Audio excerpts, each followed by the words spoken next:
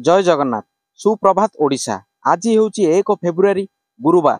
आसंतु नजर पकाइबा किछि प्रमुख खबर उपरे। नंबर 1 रक्तमुखा माओवादी 3 जवान शहीद। माओवादी माने पुणी रक्तमुखा होइछंती। सुरक्षा बाहिनी शिविर उपरे माओवादी माने आक्रमण करिछंती। एथिरे छत्तीसगढ़ बीजापुर सुकमा सीमारे 3 जवान शहीद होइतिबा बेले अन्य 14 जवान आहत होइछंती। सूचना अनुसार छत्तीसगढ़ टेकुल गुडेम ठारे सुरक्षा बाहिनी पक्षरु एक नुआ शिविर स्थापन करा जायतिला। परे सीआरपीएफ और डीआरजी बाहिनीर जवान माने जोनागुड़ा जंगल रे तलाशी अभियान पाई बाहरी थिले। सेति समय रे माओवादी और जवान मुहामुही होइतिले। उभयଙ୍କ मध्यरे गुली विनिमय चलीथिला। माओवादी संख्या अधिक थिला बोली कुहा जाउछि। सेठारे 3 जवान शहीद होइतिबा बेले 14 जन जवान आहत होइतिले। 14 आहतंकु प्रथमे सिलीगढ़ डाक्तरखाना को निया जाइथिला। परे वायुसेनार हेलिकॉप्टर जोगे समस्तंकु रायपुर को स्थानांतरित करा जाइछि। नंबर 2 किसान सम्मान निधि 8000 टंका को वृद्धि करि पारंती सरकार। 2019 मसिया रे होइतिला टिकस सीमा वृद्धि। वर्ष थिला 2019 एवं लोकसभा निर्वाचन हेबार थिला। पूर्वरु फेब्रुआरी रे बजेट उपस्थापन हेबार थिला। निर्वाचन पूर्वरु उपस्थापित बजेट को अंतरीण बजेट कुहा जाए। साधारणतः एथिरे कौनसी विशेष घोषणा आशा करा जाउ नथिले मध्य 2019 रे एहा होई नथिला। संसद रे उपस्थापित बजेट अनेक लोकप्रिय घोषणा रहिछि। पीएम किसान योजना घोषणा करा जाइथिला। कृषक मानकु नियमित सहायता देबाकू प्रतिश्रुति दिया जाइथिला। साधारण लोक टिकस बोझ कमाइबा पई टिकस स्लैब रो परिवर्तन करा जाइछि। नंबर 3 राजधानी रे पुणी अपार्टमेंट रु सीरीज लूट। पहाड़ निकट कल्याणी हाइट्स रो 3टी फ्लैट रु लूट। 30 लाख रु अधिक टंकार संपत्ति लूट। सीसीटीवी रे कैद हैला राति रे अपार्टमेंट रे चोर पशुथिबार चित्र। घरे केही नथिबार सुजोग नै 3टी फ्लैट रु लूट करिसंती लुटेरा।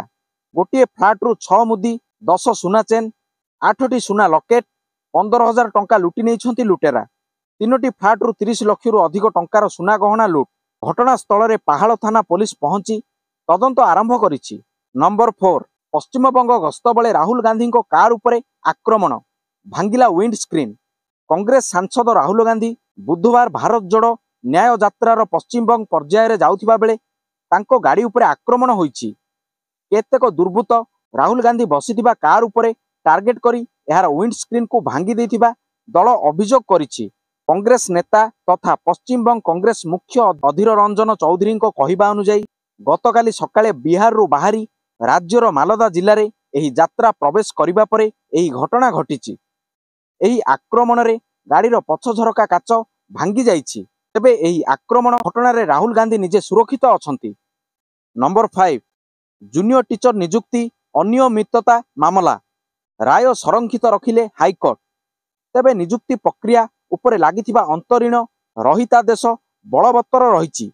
आज मामलार चूड़ांत शुणाणी चलीथिबा बेले राज्य सरकार केतोटी प्रसंग रे स्पष्टीकरण रखिछंती जहाकू आवेदनकारी विरोध करिछंती। उभय पक्षर जुक्ति सुनिबा परे हाईकोर्ट तांको राय को संरक्षित रखिछंती जहा कौनसी मुहूर्त रे प्रकाश पाई पारे।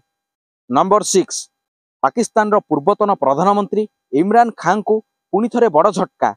पत्नी को 14 वर्ष जेल। इमरान को बेगम बुशरा बीबी को पाकिस्तान कोर्ट तोशाखा मामला रे दोषी साब्यस्त करी 14 वर्ष पाई जेल दंडादेश सुनाई। कोर्ट पक्षरु उभय इमरान खान एवं तांको बेगम को 10 वर्ष पाई देशर कौनसी पद पदवी रे अवस्थापित हेबा नै बारण करा जायछि। एहा सह उभयଙ୍କ उपरे 78.8 कोटी रो जरिमाना लगाइछंती कोर्ट। नंबर 7 2G और 3G नेटवर्क बंद करने को सरकार को अनुरोध कला रिलायंस जियो। जानंतु कौन रही एहा पछर कारण। 4G एवं 5G सेवा को प्रोत्साहित करने पई भारत में 2G एवं 3G बंद हेबो। एही प्रसंग एबे सारा देश में चर्चार विषय होइछि। वोडाफोन आइडिया मध्य 5G सेवा आरंभ करने को जाउछि। एही समय रे रिपोर्ट मान प्रकाश पाउछि जे रिलायंस जियो भारत सरकार को 2G एवं 3G नेटवर्क बंद करने को अनुरोध करिछि। नंबर 8 राजनीति करिबे सुपरस्टार थलपति विजय गढ़िबे निजस्व दल। लोकप्रिय अभिनेता तथा सुपरस्टार थलपति विजय तांकर नुआ इनिंग्स आरंभ करने को जाउछंती। निजस्व राजनीतिक दल मध्य लॉन्च करिबे। नंबर 9 वीडियो कॉन्फ्रेंसिंग रे शुभारंभ कले मुख्यमंत्री नवीन पटनायक वीडियो कॉन्फ्रेंसिंग जरिया रे ଆଉ 3 ଜିଲ୍ଲାରେ ଲକ୍ଷ୍ମୀ ବସ୍ର ଶୁଭାରମ୍ଭ କରିଛନ୍ତି। ଦେବଗଡ଼, ଢେଙ୍କାନାଳ ଓ ଅନୁଗୁଳ ଜିଲ୍ଲାରେ ଲକ୍ଷ୍ମୀ ବସ୍ ଯୋଜନାର ଶୁଭାରମ୍ଭ କରିଛନ୍ତି। ଏହି ଅବସରରେ ନବୀନ କହିଛନ୍ତି, ଲକ୍ଷ୍ମୀ ବସ୍ ଆମ ଜୀବନକୁ ସାହାଯ୍ୟ କରୁଛି। ଗାଁର ଅର୍ଥନୀତିକୁ ମଜବୁତ କରିବାରେ ଏହା ଗୁରୁତ୍ୱପୂର୍ଣ୍ଣ ଭୂମିକା ଗ୍ରହଣ କରିବ। ନମ୍ବର 10, ପାକିସ୍ତାନର ବେଲୁଚିସ୍ତାନରେ ଆତ୍ମଘାତୀ ଆକ୍ରମଣ, 15 ଜଣଙ୍କ ମୃତ୍ୟୁ, 9 ଆତଙ୍କୀ ନିହତ। ପାକିସ୍ତାନର ଅଶାନ୍ତ ଦକ୍ଷିଣ ପଶ୍ଚିମ ବେଲୁଚିସ୍ତାନ ଅଞ୍ଚଳରେ ଏହି ଘଟଣା ଘଟିଛି। ଏଥିରେ 2 ନାଗରିକ ଏବଂ 4 ଆଇନ ପ୍ରବର୍ତ୍ତନ ଏଜେଣ୍ଟଙ୍କ ସମେତ 15 ଜଣ ପ୍ରାଣ ହରାଇଛନ୍ତି। ରାମଭକ୍ତଙ୍କ ପାଇଁ ଖୁସି ଖବର, ପୁଣି ପରଦାକୁ ଫେରିବ ରାମାୟଣ।